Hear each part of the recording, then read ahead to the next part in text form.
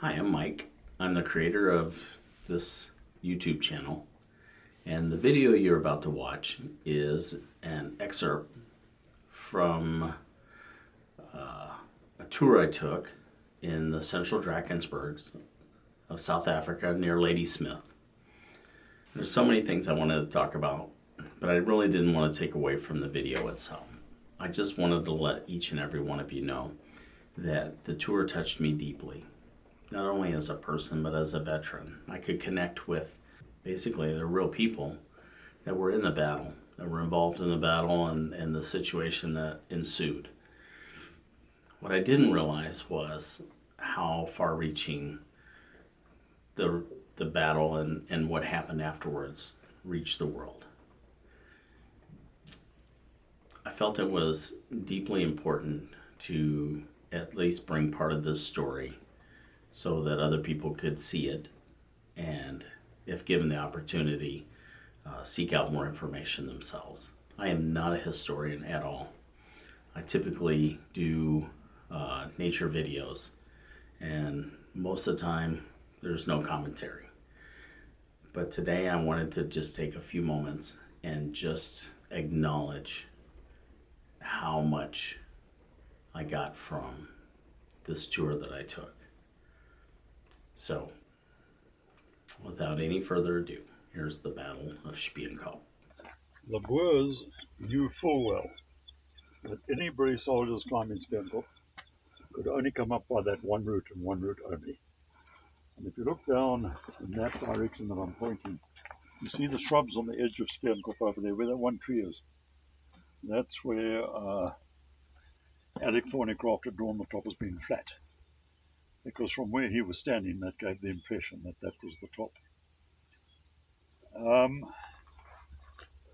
On the top of the mountain, there are 15 Vryheid commandos. They are on sentry duty, and they camp down there because they know that any British soldiers climbing would have to come out there. So now those British soldiers are climbing the mountain. They've been climbing steadily uphill for 5 hours. And so they started at 10 at night. It's now 3 o'clock in the morning. And they get there, and it tapers off for the first time.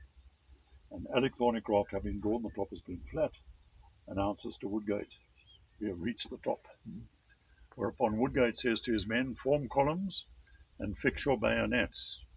And in the forming of the columns and the fixing the bayonets, they woke those 15 fellows up. And there was a scream out, "Who's there?" Shots were fired. The British soldiers had been taught, you lie flat on the ground, wait for the Boer shots to go over the top of you. When the Boers start reloading their rifles, up to your bayonets and charge. One Boer gets mortally wounded there, and the other 14 go fleeing down Spionkop, pretty much to where the gate is that we came through, to tell Louis Botha, their leader, the British are on Spionkop. There's pandemonium. They cannot believe it. Louis Botha has his time cut out rallying the men. You've got to get back up there. You've got to hold that mountain no matter what happens. And Woodgate says to his men down there, "You'd better start to fortify." So they now start placing rocks one on top of the other. But at around 6 o'clock that morning, the mist that was hanging over the mountain lifted momentarily, opened, and it closed again. When it opened, Woodgate from there could see that he hadn't reached the summit. So he now says to his men, "I want you to move on to the summit." And in what becomes a right flanking movement, they leave that position, they move up onto the summit, and they now dig trenches in the worst possible position. To make sense of that, of course, we need to get up there. But you might be interested to know that this wall is referred to in the history books as the last of the gentlemen's wars and the first of the modern wars. So what on earth is gentlemanly about warfare? You do not fight after dark. You do not fight on a Sabbath. Every day after a battle is a truce day. You see to your wounded and you bury your dead. The truce on Spionkop lasted 3 days, and the Boers assisted the British to bury their dead. By bringing those that they couldn't bury where the British had dug in, they brought them buried in the Boer trench. So all the trenches today act as mass graves to the British soldiers who lost their lives in this battle. And just on that subject, a little bit of a lighter note, if you're not going to fight on the Sabbath, then you're not going to fight on the holiest day of all. So it's now Christmas Day in Ladysmith. And the townsfolk are out on the village green. They've got their picnic baskets, soldiers playing good football and cricket, and they're going on having a wonderful time.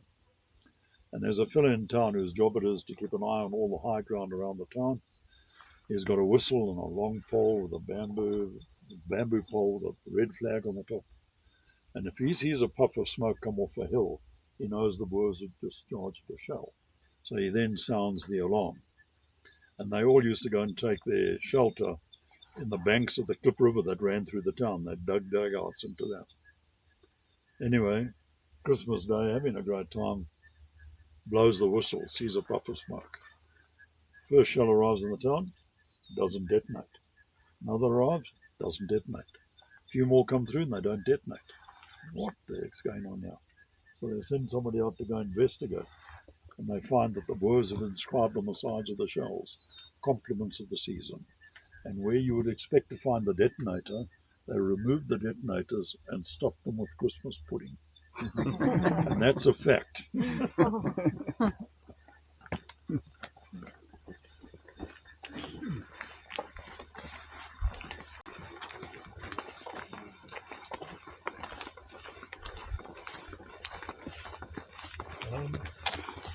We'll have a chance to wander around all the memorials just now after I've told you what happened in the battle. But this memorial over here took Lynette and I 15 years to get it there. I actually took it as high as the British Parliament to get it done. But it's the only memorial in South Africa that recognises the contribution that the Black Scouts and the Indian stretcher bearers put into the war. And there's another memorial behind it over there with a white cap. That's to the South Lancashire Regiment. And again, only because I've got family here today. My new family. That tree. When I bought the farm, I had to go to all my neighbours to get them to sign a document to say they would have no objection to us changing the use of the land. So we were moving from farming to lodging. And one of the people I had to go and see was a Mrs. Bennett. When I got to meet Mrs. Bennett, she was 96 years old. She had all her faculties about her, and she just happened to be George Spearman's daughter, the fellow who owned the farm during the war. And she told me that 7 years after this war, people by the name of Slay, whose son had been killed here, had raised sufficient money to come out and visit the grave. So they write off to George Spearman and ask if they can spend a couple of nights on the farm. He writes back and says, it'll be a pleasure to have you on the farm. Let us know on what day you'll be arriving, and we'll be at the Escort railway station to meet you. And she said she remembered it as though it was yesterday. Been loaded onto the horse and trap by her father, no motorised vehicles, set off for the Escort railway station. When Mrs. Slay stepped off the train, she was carrying that tree. She brought it with her from the United Kingdom to plant next to her son's grave, and it ought never to have lived. It's put up with droughts. It's the reason it's not one trunk but a number of trunks is that's the number of times it's been struck by lightning, and yet it continues to live. And I told that story to a journalist once, and he put an article in a magazine which he entitled, "There's nothing more endearing than a mother's love for her son."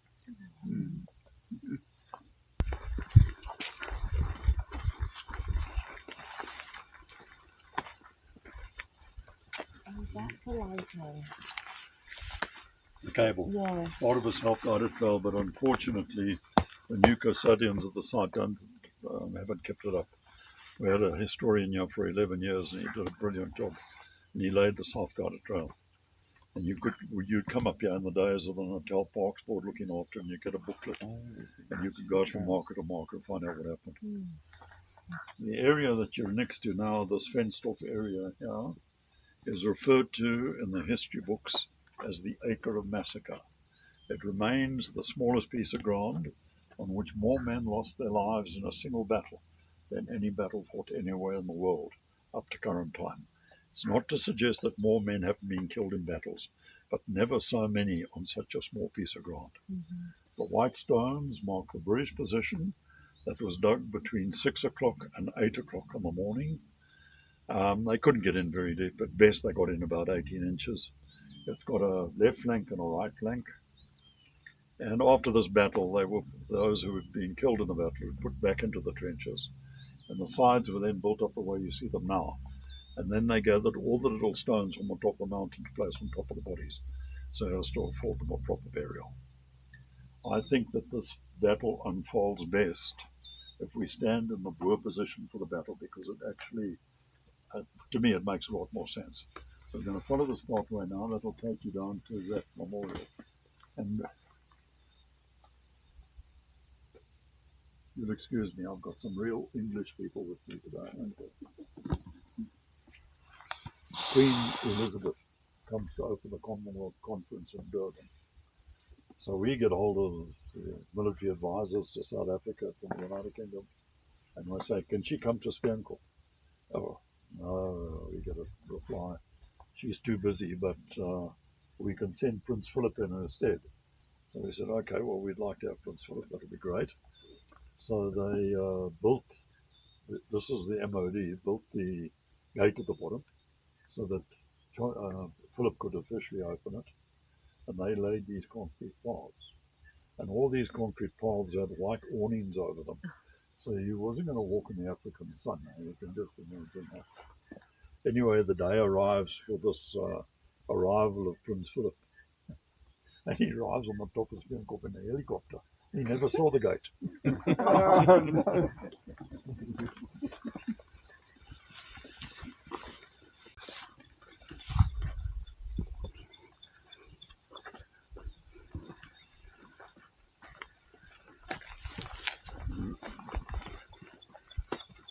A lot of the graves on Spionkop today are symbolic.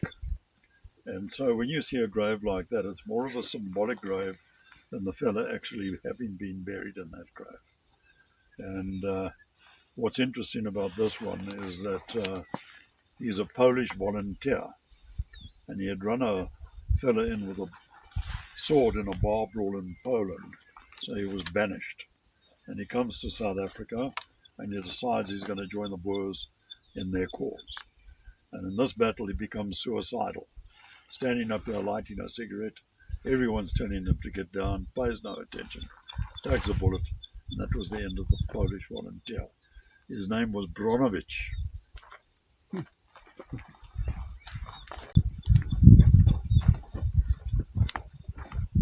Sorry, just stopped abruptly. What about stop sign?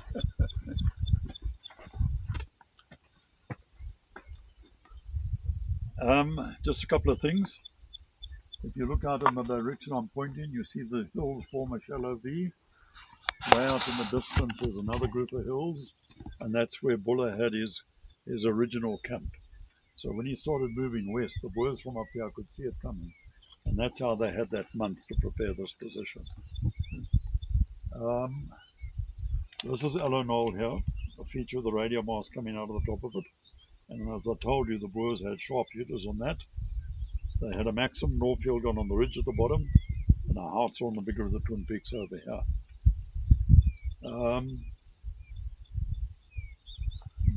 The British soldiers have now moved into this position. And as I said to you, it's got a left flank and a right flank. And now you can see that General Warren, who's over that way, is completely unsighted. General Buller over here has got a much better idea as to what is going on. He's on Mount Alice.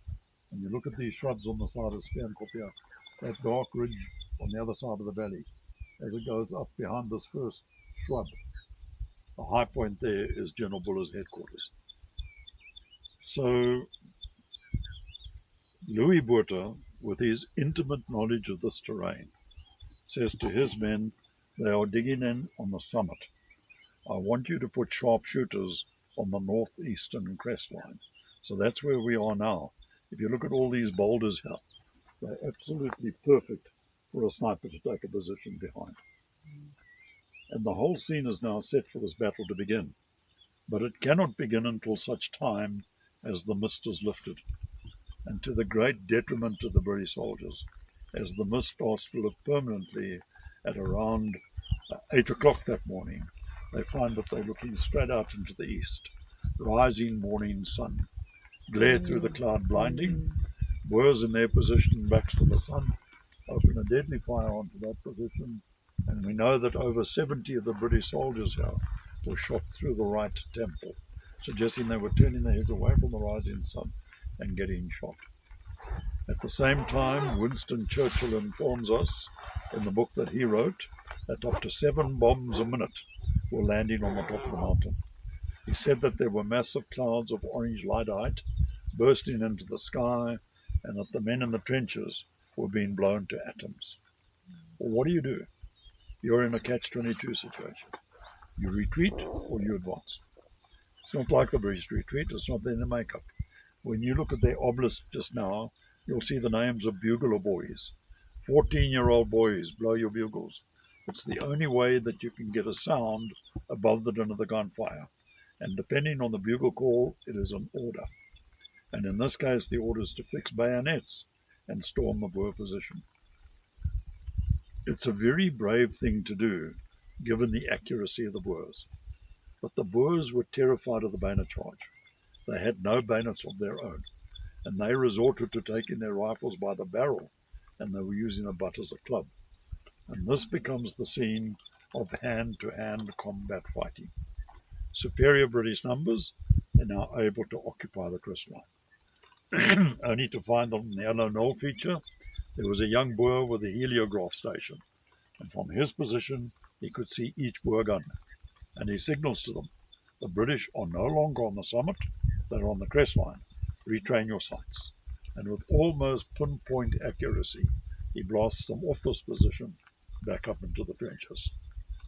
At that stage in the battle, General Woodgate, who brought them into the battle, was mortally wounded. He was taken off the battleground, and the most senior officer after him, a man by the name of Crofton, says to a semaphore signaller, go and semaphore General Warren. Tell him that the general is dead and that we require reinforcements. Goes with his flags and he flags to Warren's headquarters. General dead, reinforcements required, or all is lost. It wasn't always to say that. The all is lost put doubt in the minds of the senior officers. Do we send more men into a lost situation? So the decision now to send reinforcements is delayed. Oh.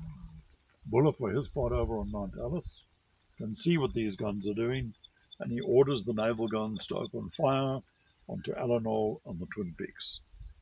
He does it with a degree of accuracy, only to be told by the unsighted General Warren that he should stop firing. Warren says, you're firing on your own men. And Buller thinks, well, he's closer to the action than I am. He must know what he's talking about. Shut the guns down.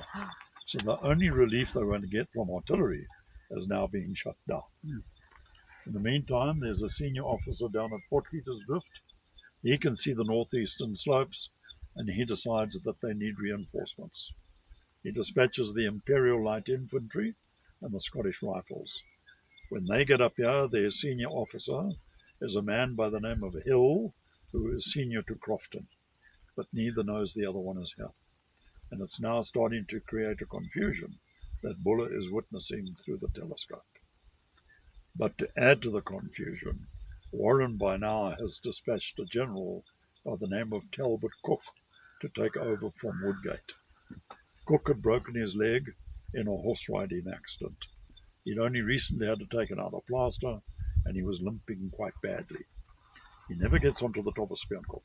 He only gets to where the first bayonet charge took place, and he's now making decisions for what is happening on the summit without having seen it. And Buller now, direct telegraphic communication with Warren. General Warren, who is in charge at Spionkop? The reply goes back, General Talbot Cook, to which Buller now replies, you will never win the battle with that man. You need a fighting person. I suggest you put Alec Thornycroft in charge, and I now promote him to the rank of brigadier. And therefore the first time you see an imperialistic general putting a colonial in charge. But it's too late.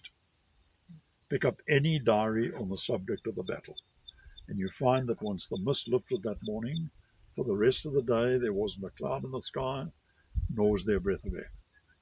Temperatures in this part of the world at that time of the year, nothing under 40 degrees. If you consider that the British soldiers had climbed this mountain at 10 o'clock the previous night, it's now beyond the middle of the following day. They can't get water to them. The donkey carts coming up here can't get past the sandstone cliffs. They're putting water into biscuit tins. By the time they get the biscuit tins, the trenches, it's all slurped out. They say that the stench of the dead is no longer bearable, and that the blood has been spilt in such quantities it is attracting flies in their swarms. And there's only so much you can take, and no more.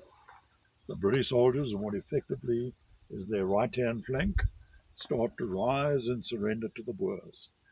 And the Boers now start to come forward to take the prisoners. But the trajectory of the mountain is unfortunate.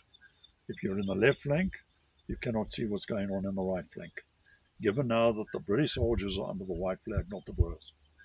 As the Boers came into view of the left flank, they opened fire at them, pushed them back into the battle, and that alerted Alec Thornycroft to the fact that his men were surrendering. And Alec Thornycroft moves into that area and he screams at the men on the top of his voice.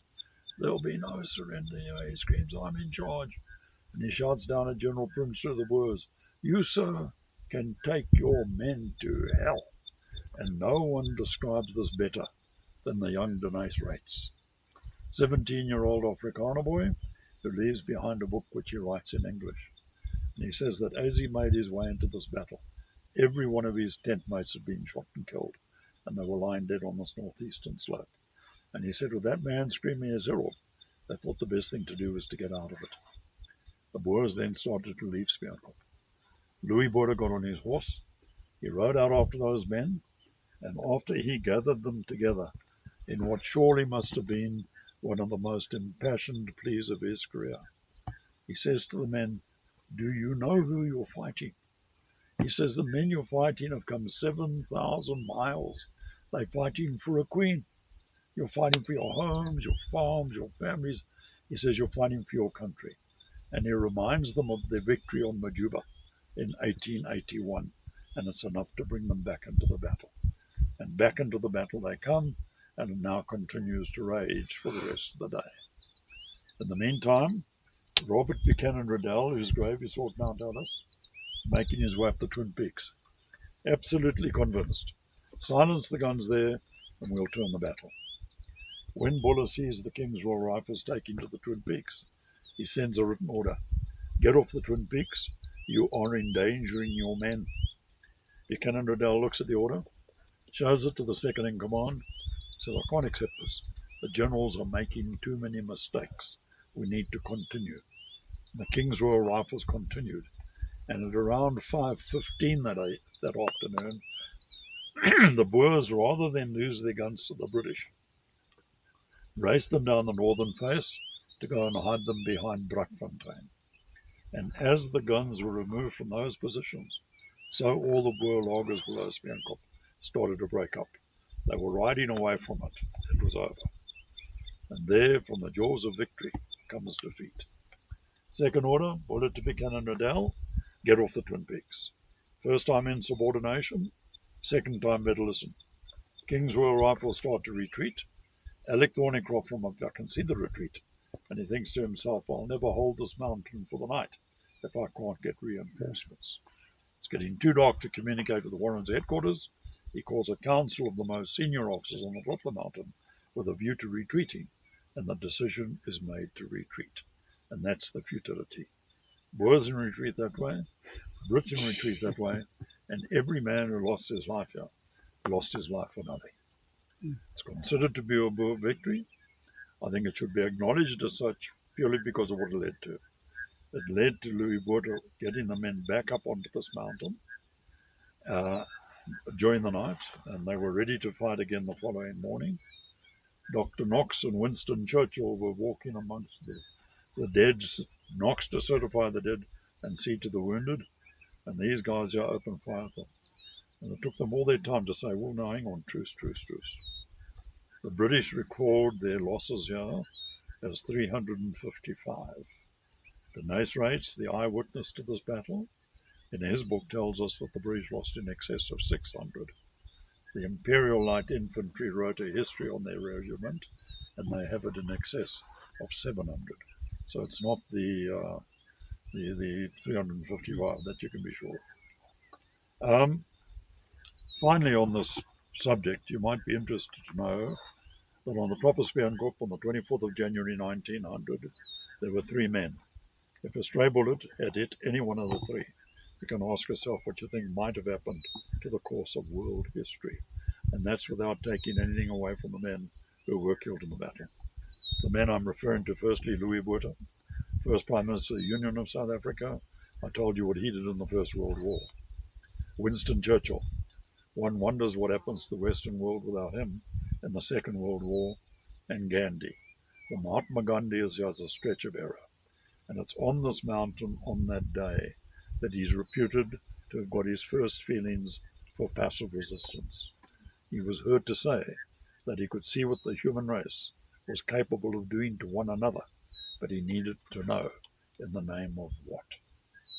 That war memorial over there, inscribed in High Dutch, are words that were put together by F.W. Rates, that's Denyse Rates' father. And what he's saying there in High Dutch is this: until the heavens and the earth are no longer, and until the mountains are crumbled into the sea, let not the future generations that come past you ever forget what happened.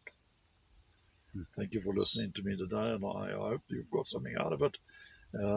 That's up to you now. You can have a wander around that memorial to the Imperial Light Infantry. If you want to go that far, there's a very nice view over the valley, and you can get the dam wall with the water coming over it. That's actually quite special.